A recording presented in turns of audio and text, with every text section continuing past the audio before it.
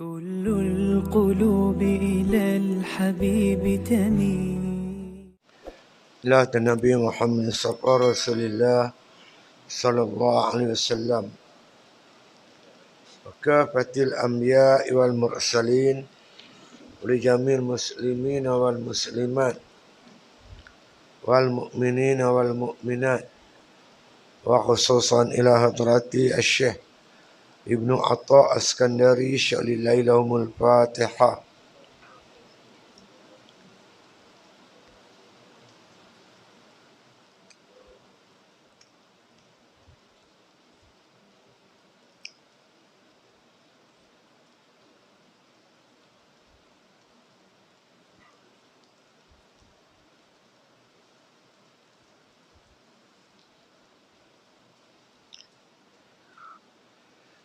Bismillahirrahmanirrahim. Alhamdulillahi Rabbil Alamin. Wassalatu wassalamu ala asyrafil anbiya wal mursalin wa ala alihi wa sahbihi ajma'in. Qala musannif rahimallah ta'ala fi kitabih. Dan citra daripada Usama bin Zaid radhiyallahu an. Sabda Rasulullah sallallahu alaihi wasallam, syukur manusia itu bagi Allah.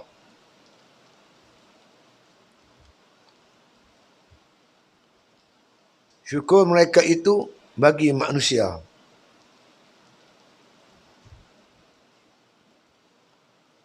Dan syukur pada segala anggota itu bahawa mengerjakan dengan dia amal yang soleh. Dan jadikannya amal itu akan syukur. Ini sambung berkaitan dengan persoalan syukur. Mana kita sebut malam tadi daripada kata-kata hikmat Syekh bin Atha. Man lam yashkurin ni'am faqad ta'arrada li zawaliha. Artinya barang siapa yang tidak syukur akan nikmat-nikmat Allah Ta'ala, maka sungguhnya dia telah mengerjakan sesuatu yang boleh menghilangkan nikmat itu. Orang yang tidak syukur pada Allah Ta'ala dapat nikmat, dia tak syukur. Dalam arti kata syukur di hati, dengan perkataan dan juga dengan perbuatan. Jadi bila tidak ada syukur ini, makna dia telah melakukan satu kerja-kerja yang boleh menghilangkan nikmat tersebut. Sebaliknya kata Syekh Ibn Atha, faqad qayyadaha bi'iqaliha. Makna kata sesungguhnya dia telah mengikat dengan makna kita kata satu ikatan. Wa man syarakaha, siapa bersyukur, faqad qayyadaha bi'iqaliha. Siapa bersyukur dengan nikmat Allah itu, maka dia telah mengikat dengan satu tali ikatan akan nikmat itu. Bila nikmat ni disyukuri, nikmat tu tak lari. Bila tak syukur, dia akan lari pergi ke lain. Macam Allah Ta'ala sebut, la in syakartum la azidannakum. Kamu syukur, tambah lagi nikmat tu. Wala in kafartum inna azabi lasyadid. Kamu kufur, azab Allah amat pedih. Di antara azab itu ditarik balik nikmat itu. Inna li ni'ami awabida ka awabidil wahsy. Nabi kata sungguhnya nikmat tu dia liar. Macam binatang liar. Faqayyiduha bisyukri, tambah dia dengan syukur. Jadi sikit banyak kita dapat fahamlah berkaitan bagaimana nikmat itu boleh hilang, macam mana nikmat itu makna boleh kekal. Itu berkait rapat dengan syukur atau tidak akan nikmat Allah Ta'ala tadi.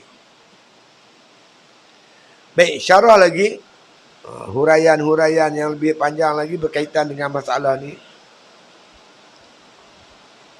Kata musannif rahimahullah ta'ala, ya ini citra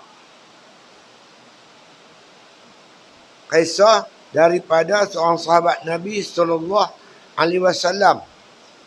yang bernama Usamah bin Zaid. Usamah bin Zaid, bapa dia Zaid bin Harisah.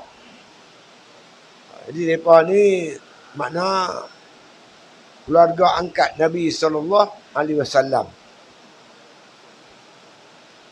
Jadi kata Usamah bin Zaid radhiyallahu an, sabda Nabi SAW, syukur manusia itu bagi Allah, syukur mereka itu bagi manusia. Syukur manusia, kita mensyukur akan makna berterima kasih kepada manusia. Syukur manusia ni kita berterima kasih kepada manusia kerana manusia ni tolong kita, bantu kita. Bagi Allah. Syukur itu bagi Allah. Jadi mana kita berterima kasih kepada orang yang tolong kita, bantu kita, maka itu membawa kita makna dekat dengan Allah Subhanahu wa taala. Man lam yashkurin nas lam yashkurillah. Siapa tak berterima kasih kepada manusia, arti tak bersyukur kepada Allah. Orang yang berterima kasih pada manusia, arti dia bersyukur kepada Allah Subhanahu wa taala. Dia nampak hati dia manusia yang menyampaikan nikmat tu hakikatnya daripada Allah lah. Memberi erti kalau manusia yang kita nampak dengan mata duk bagi kat kita kita tak terima kasih, Allah yang kita tak nampak lagi kita tak bersyukur. Artinya dengan bersyukur, berterima kasih pada manusia, membawa kita bersyukur kepada Allah Subhanahu wa taala. Jadi macam tu. Ya. Jadi syukur manusia itu bagi Allah, syukur mereka itu bagi manusia. Makna kata orang yang makna berterima kasih, makna kata yang tak sampai kepada Allah itu, dia setakat terhenti kat manusia sajalah. Jadi dalam kita berterima kasih, hendaklah terima kasih atas syukur itu, walaupun yang sampai itu manusia, tapi dia takkan terhenti situ. Dia kena pergi kepada Allah Subhanahu wa taala tu. Kalau tidak terhenti. Kadang-kadang orang bagi dekat kita ayam pun. Ayam tak mau besar pun. Bagi ayam 5 ekor, Allah punya terima kasih lah. Lepas tu lupa Tuhan. Yang Tuhan bagi dekat dia macam-macam, dia lupa. Macam cerita seorang budak. Saya pernah cerita budak ni, dia pergi sekolah. Dia pergi sekolah, dia naik basikal. Dulu ramai lah naik basikal lah, naik motor lah. Dulu naik basikal. Balik pada sekolah, hujan lebat. Tengah-tengah kayu basikal tu hujan lebat. Dia singgah kedai kopi. Di kampung tu ada sebuah kedai kopi. Pakcik kedai kopi ni jamu dia secawan kopi O. Dengan roti bakar 2 keping. Ya. Dia punya terima kasih lah dekat pakcik tu. Terima kasih lah pakcik jamu saya gini. Punya ucap terima kasih tak henti-henti. Budak ni dengan mak dia melawan. Mak dia cakap kasar. Merenjah. Cakap kasar. Pakcik ni tahu. Pakcik tu kata, anak, pakcik ni baru sekali lah bagi roti kopi secawan. Roti 2 keping. Yang mak kamu tu beranak kau. Basuh berak, basuh kencing, bagi makan, menyusu. Sampai hang besar. Umur 13 tahun. Hang tak terima kasih kat mak hang. Hang melawan mak hang. Kan? Lawan mak hang. Pakcik ni baru sekali lah bagi. Hang terima kasih dah. Dan jangan-jangan kita ni, bila manusia bagi kita, kan? Bagi kita sedekah ke hadiah, sekali ya bukan milah. Tapi ya Allah Ta'ala tu, yang bagi kita hari-hari nikmat kita lupa. Ini tak jadi. Jadi makna kata yang pentingnya, Jangan terhenti pujian-pujian itu kepada sesuatu, melainkan pujian itu mesti terus sampai kepada Allah Ta'ala. Itu yang kita mengaji, puji khadim bagi khadim, puji khadim bagi hadis, puji hadis bagi khadim, puji hadis bagi hadis. Semua pujian mesti balik pergi kepada Allah Ta'ala. Zahir, kita boleh puji hadis, boleh puji makhluk, tetapi hakikatnya mesti kembali kepada Allah Subhanahu wa Ta'ala. Dan syukur bagi segala anggota itu, bahawa mengerjakan dengan dia anggota tu amal yang soleh, yang dijadikannya amal itu akan syukur. Ya. Jadi semua nikmat Allah Ta'ala kita kena syukur. Antara nikmat yang Allah bagi, nikmat anggota. Seluruh anggota kita ni merupakan nikmat Allah Subhanahu wa Ta'ala. Mata, kepala, kaki, tangan, semualah. Anggota dalam, jantung, paru-paru, semua ni nikmat-nikmat yang tak terhingga. Nak tahu kata nikmat ni, kita pergi tengok orang sakit. Nak tahu nikmat mata, pergi hospital mata. Tengok orang sakit mata macam mana. Orang buta. Nak tahu nikmat jantung, pergi IJN. Nak tahu nikmat buah pinggang, pergi pusat dialisis. Kan? Baru kita tahu betapa berharga nikmat yang Allah anugerahkan kepada kita. Kan? Pergi tengok orang dialisis. Seminggu 3 kali cuci buah pinggang. Seminggu 3 kali bayaran 1 hari. Nak duduk cuci buah pinggang berapa jam? 4 jam. Lepas tu tenaga tak kuat. Oi, macam-macam cerita. Nikmat kesihatan ni, kita nak tahu kalau kita sakit. Baru kita tahu nikmat dia. Ni dia sebut tentang nikmat anggota. Nikmat mesti disyukur. Dia dua aja no. Syukur, kufur. Imma syakiran wa imma kafura. Syukur lawan dia kufur. Syukur nikmat, lawannya kufur nikmat. Dua aja lah. Kan? Di antara nikmat yang Allah anugerah, nikmat anggota. Anggota kita ni, 2 tangan, 2 kaki, 2 telinga, 2 mata, 2 lubang hidung. Semua ni nikmat. Syukur pada segala anggota itu, bahawa mengerjakan dengan dia anggota itu amal yang soleh.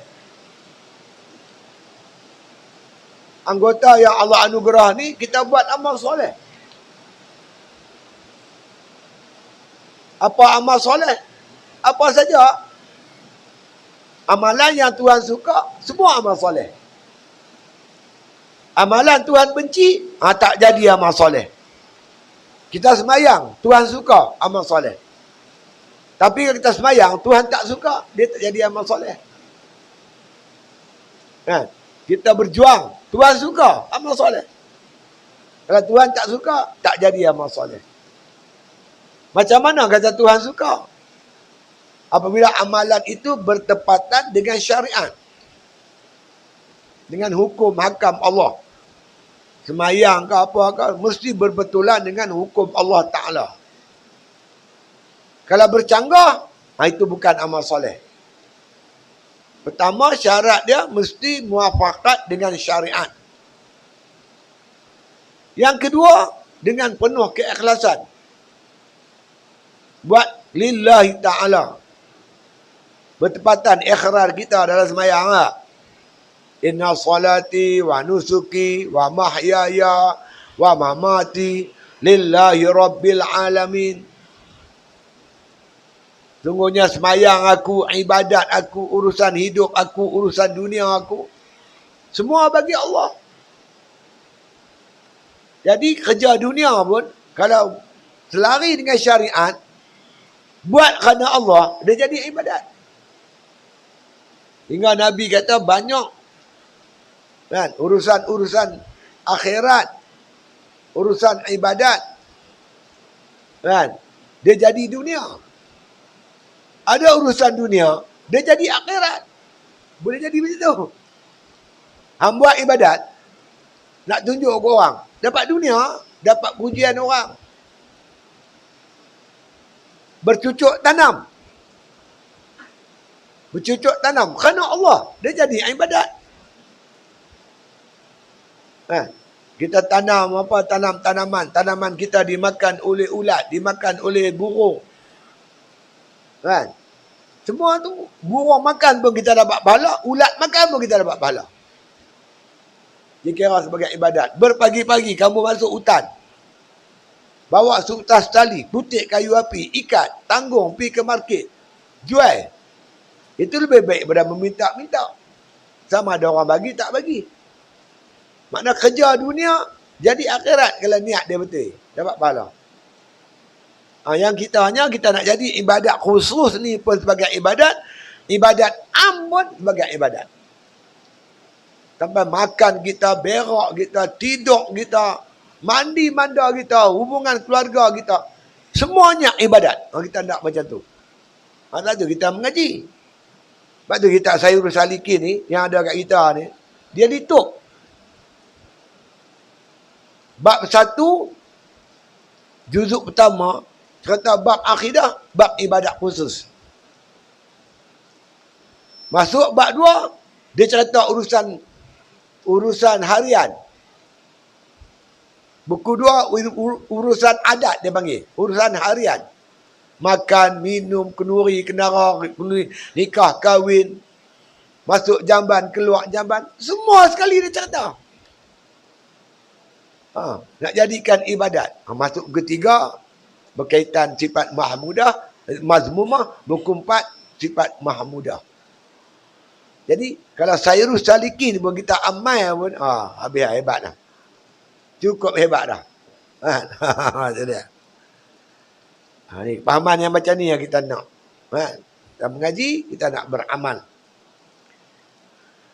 Jadi syukur di atas anugerah Allah Ta'ala kepada kita, segala anggota kita ni, iaitu dengan mengerjakan ibadat.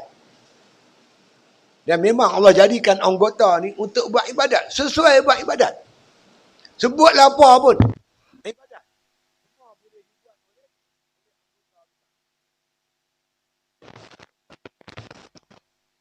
anggota kita yang dijadikan oleh Allah Ta'ala. Dia berlain dengan makhluk-makhluk lain. Nampak macam ni.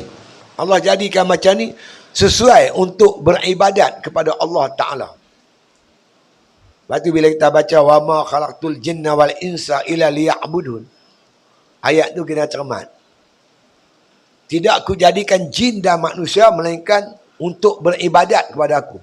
Macam mana kita faham? Kalau kita faham Allah tak jadikan manusia ni melainkan ibadat kepada dia, kerana ibadat kepada Allah. Kalau ayat tu kita terima secara zahir begitu, seolah-olah Allah ambil faedah. Tak aku jadikan jin dan manusia melainkan untuk ibadat kat aku. Macamlah juga kita, tak aku beli motor melainkan aku nak naik dia. Tak aku beli kereta kerana aku nak bawa dia, aku nak bawa kereta tu. Kita beli kereta untuk faedah kita. Kita beli motor untuk faedah kita. Aku beli baju untuk aku pakai, untuk faedah kita. Allah jadikan kita untuk sembah dia, untuk faedah Allah. Dia tak betul. Cara huraian tak betul. Sedangkan Allah Ta'ala bersifat kaya. Kan? Qiyamuhu ta'ala binafsih. Berdiri Allah dengan sendiri. Kaya daripada zat dan kaya daripada fa'il. Makna kaya Allah istighna'ul ilahi angkul lima siwahu tu. Kaya Allah. Allah tak ambil faedah terhadap ciptaan dia dan terhadap hukum-hukum dia. Dia tak ambil faedah. Kalau kita kata, tidak aku jadikan jin dan manusia melainkan untuk ibadat kepada aku. Allah jadikan kita untuk ibadat kat dia. Itu makna ambil faedah. Kan? Lam tu bukan li ta'lil. Lil aqibah. Atau lil hikmah. Tak aku jadikan jin dan manusia itu melainkan hikmah dia menyembah aku. Kerana apa? Kerana Allah jadikan kita ni, anggota kita ni sesuai sungguh untuk menyembah Allah. Sesuai sungguh. Sebutlah apa saja ibadah manusia semua boleh buat. Mayang, takbir, duduk antara dua sujud, rokok, semua sesuai. Mailah manusia tu mai daripada mana? Jerman ke? Eskimo ke? Orang asli ke? Semua boleh. Tiba suruh lembu rokok. Lembu duduk antara dua sujud. Terlentang ke belakang lah. Kambing ke ayam ke. Manusia lendit elok. Sebutlah ibadat apa pun. Semua boleh. Baca Al-Quran. Hamailah bangsa apa pun. Semua boleh baca Quran. Semua suruh itik. Baca Al-Quran. Tak mampu.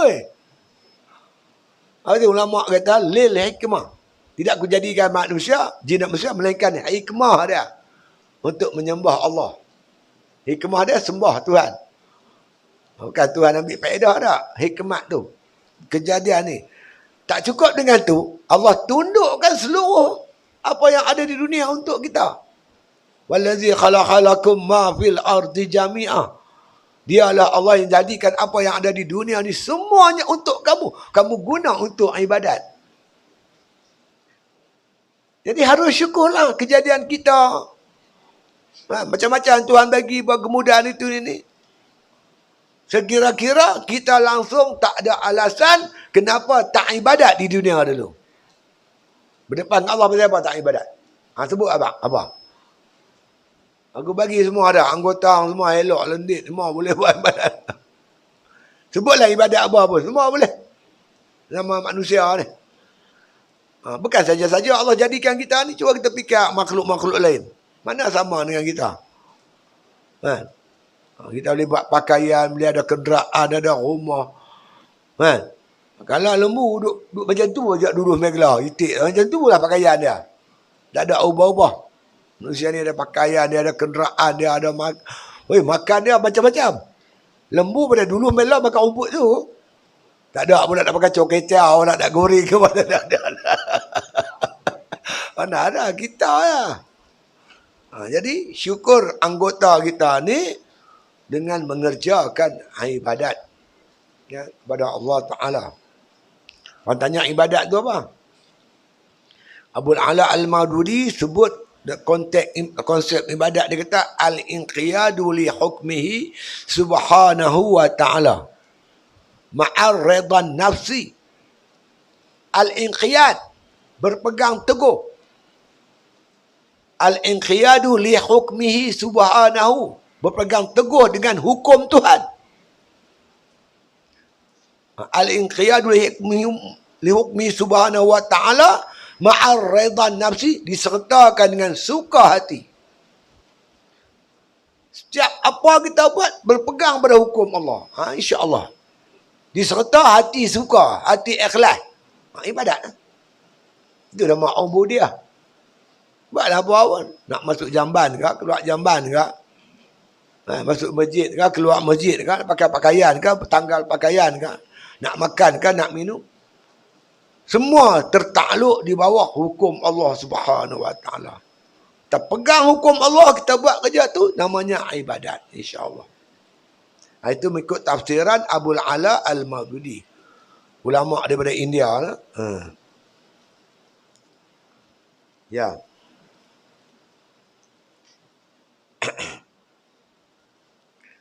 Jadi nikmat anggota itu kita kerjakan dengan dia, anggota itu amal yang soleh.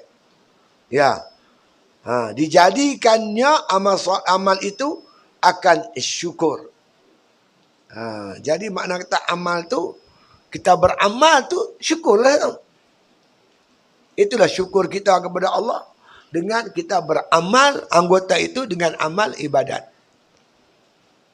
Kufur, kita guna anggota tu, kita buat maksiat. Seolah-olah Allah Ta'ala makna jadikan anggota ni untuk buat maksiat. Itu nama kufur nikmat Allah Ta'ala. Sedangkan Allah jadikan anggota itu hikmah dia untuk buat ibadat. Betul anggota kita sesuai nak buat ibadat.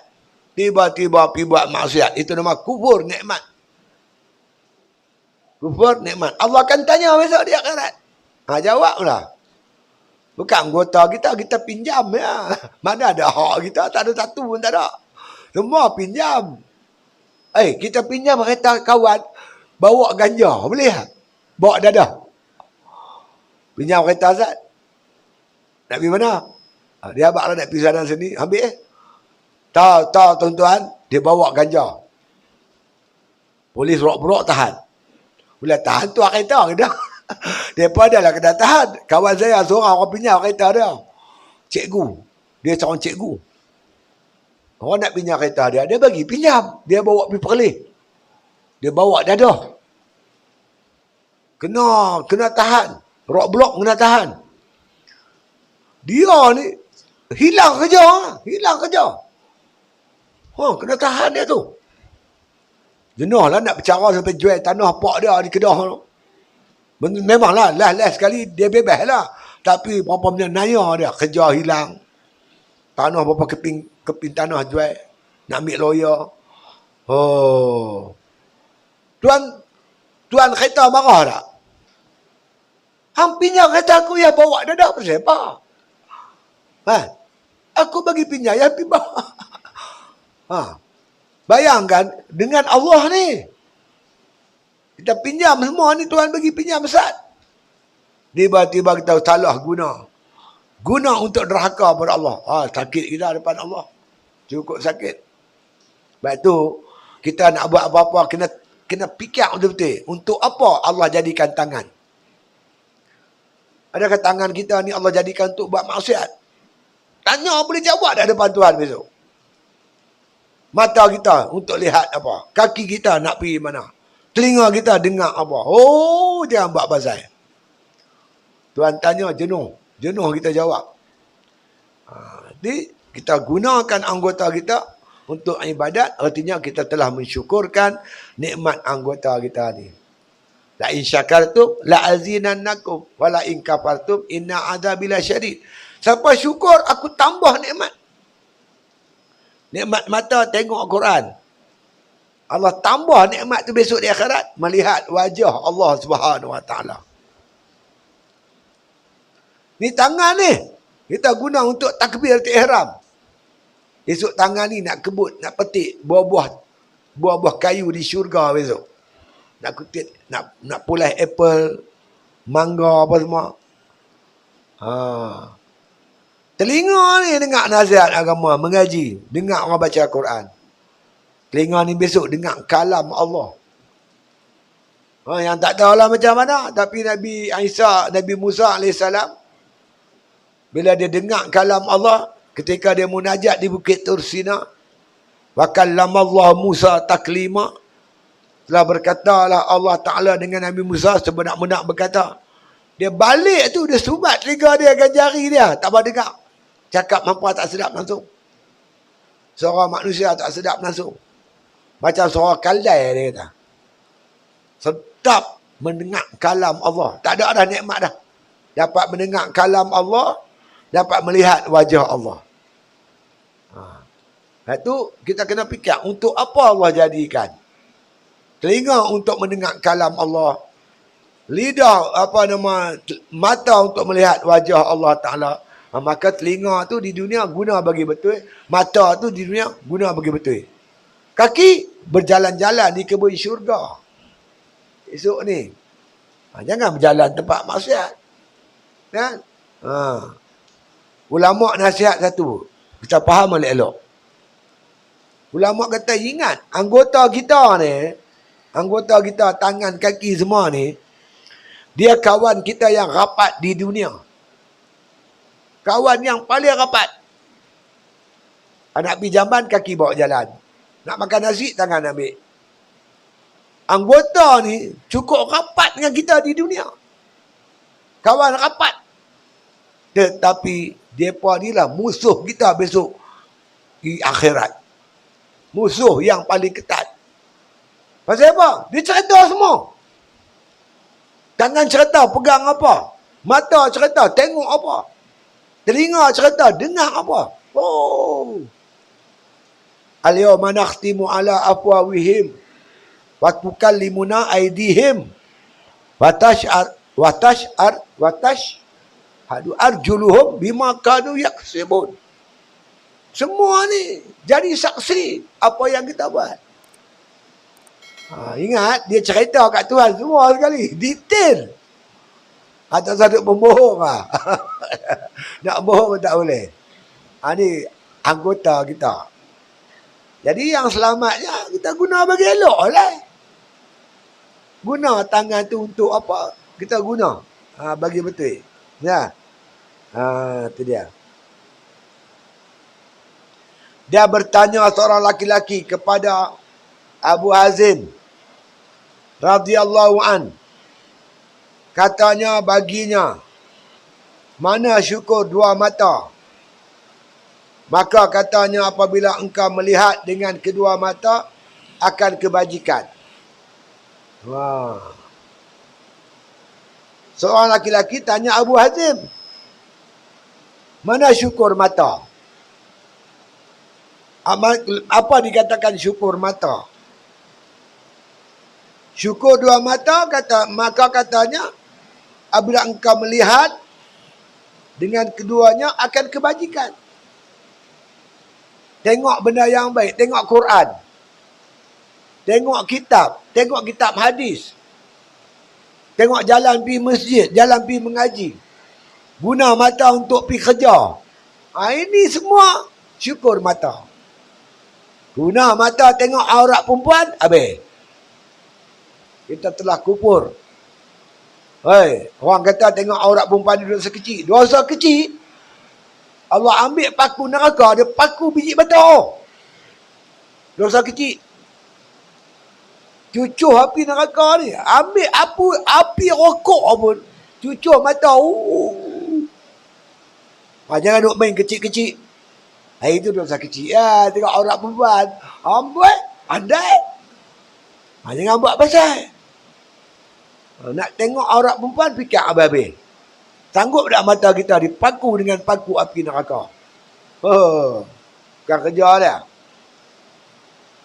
Sebab tu orang beriman, dia buat dosa kecil, dia macam bukit empuk kepala. Orang munafik buat dosa besar, dia rasa macam mana lalat hinggap kat hidung. Orang bagi apa? Small matter. Alah. Ini benda kecil. Ini orang munafik. Orang beriman, takut. Takut sungguh. Ya? Itu dia. Mata diguna untuk kebajikan. Maka engkau nyatakan akan dia. Ya? Engkau nyatakan akan dia. Dan apabila engkau lihat dengan kedua mata itu akan kejahatan, engkau tutup akan dia. Jadi, tanda kita syukur, bila kita makna kata tengok benda kebajikan tu, kita nyatakan, kita buka mata kita. Tengok benda kebajikan, nyatakan, buka mata kita. Tengok Quran, tengok kitab, tengok semualah. Kitab hadis, tengok kitab mengaji agama, semua ni kita buka mata kita. Bila terpandang maksiat, tutup. Pandangan pertama tak sengaja, dimaafkan oleh Allah Ta'ala. Pandangan kedua tu, yang tu jaga habis. Tengok lagi, tu habis. Tertengok, tutup mata. Paling berkelain, jangan tengok. Nak tengok juga, fikir, mampukah kita berhadapan dengan azab Allah Subhanahu Wa Ta'ala? Jadi syukur, terbuka mata kita ketika melihat kebajikan, dan kita tutup mata kita apabila berdepan dengan maksiat. Ingat, kita sedang berada di satu zaman, manusia dah tak takut dengan dosa. Ini zaman, akhir zaman. Manusia tak takut dengan dosa. Kita jangan larut dalam suasana yang ada macam tu. Kita kena pertahankan. Kalau kita rasa nak manis iman, nak semayang rasa sedap, nak bangun malam rasa lazat, baca Quran nak rasa seronok, peliharalah anggota kita. Kalau kita nak cari kemanisan dunia, jangan harap mendapat kemanisan akhirat. Tak dapat memang. Nak dapat tu kita pertahankan pandangan kita. Pertahankan pendengaran kita daripada mendengar benda pelik-pelik. InsyaAllah Allah campur kita kemanisan dalam beribadat. Tak berimpun dua sekali, tak berimpun. Kita dunia ni tempat kita berpuasa. Di akhirat kita berbuka. Di akhirat kita berbuka sana. Di sana Allah akan anugerahkan bermacam-macam nikmat yang tak boleh nak diceritakan, tak mampu kita cerita. Ya? Tu dikatakan puasa orang khawas tu macam tu. Bukan puasa tak makannya. Puasa daripada melihat benda yang pelik-pelik, mendengar benda yang tak guna, berjalan tempat mengarut. Malam ni apa nama kali ni puasa, alhamdulillah tak ada pasar Ramadan. Dia puasa pergi pasar Ramadan, perempuan ramai, macam-macam jenis tok nenek tu ada. Habis puasa tentu ya. Bujuk tahun ni tak ada pasar Ramadan. Lega kita. Makan, jangan layan nafsu. Kita jangan layan dia. La tumitul khalba bikasrati ta'am wasyarab. Jangan makna kita kata matikan hati kamu tu dengan banyak makan, banyak minum. Bila hati mati, payah nak mendirikan malam. Dan nak mendirikan malam, nak puasa, nak cari Lailatul Qadar. Kekuatan untuk ini berpunca daripada makan. Jangan makan yang haram, makan yang halal, jangan berlebih-lebihan. Kulu washrabu wala tusrifu. Makanlah, minumlah, tapi jangan berlebih-lebih. Ala qadar dia, buka puasa ala qadar. Cuba kita buat kali ni. Buka puasa 10 minit boleh tak? 10 minit. Ini dah setengah jam. Sengkak perut. Dia tu imam baca panjang-panjang tak? Baca pendek-pendek dah lah. Baca ayat panjang-panjang buat apa? Dia beronggot dalam. Dia beronggot. Tak lebih. Dan ni lah peluang kita nak ibadat. Kan? Tahun ni ibadat sungguh-sungguh. Rasa konok agak tahun ni. Nak tahun selalu nak pergi tazkirah. Pergi tazkirah ke apa, balik ke apa. Nak bangun malam tak ada kekuatan. Ni alhamdulillah. Tak payah tazkirah. Pergi mana-mana, duduk sini ya. Tak boleh tidur awal, makin awal, buka puasa awal mah kita buat ibadat sungguh-sungguh. Mungkin Tuhan nak bagi kita bersungguh-sungguh dalam ibadat. Jadi COVID ni, penglihatan kita terpelihara, nak keluar ramai-ramai tak boleh. Keluar pun seorang-seorang. Seorang keluar mana boleh pasar Ramadan. Nak bawa dah boleh banyak-banyak. Makanlah apa ada. Ala qadar. Itu yang dikatakan mana puasa. Puasa anggota kita di dunia. Di akhirat kita berbuka insya-Allah.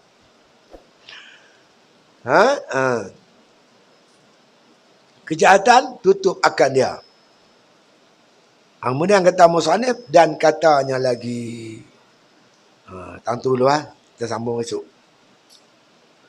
Bismillahirrahmanirrahim. Alhamdulillahil alamin wassalatu wassalamu ala asyrafil anbiya wal mursalin wa ala alihi wa sahbihi ajma'in.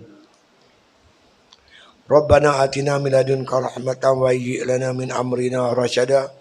Allahumma rzuqna hubbak wa hubba man ahabbak wa hubba man yuqarribuna ila hubbik waj'al hubbaka ahabba ilaina minal ma'il barid. Allahumma kshif 'anna al-bala wal waba wal ghala ma la yakifu ghairu. Bismillahirrahmanirrahim. Bismillahirrahmanirrahim. Bismillahirrahmanirrahim. Bismillahilladzi la yadurru ma'asmi syai'un fil ardi wala fis sama'i was samiul alim. Allahumma inna na'udzubika minal barasi wal jununi wal juzami wa min sa'il asqam. Sallallahu ala khair khalqi Muhammadin wa ala alihi wa sahbihi sallam walhamdulillahi bil alamin.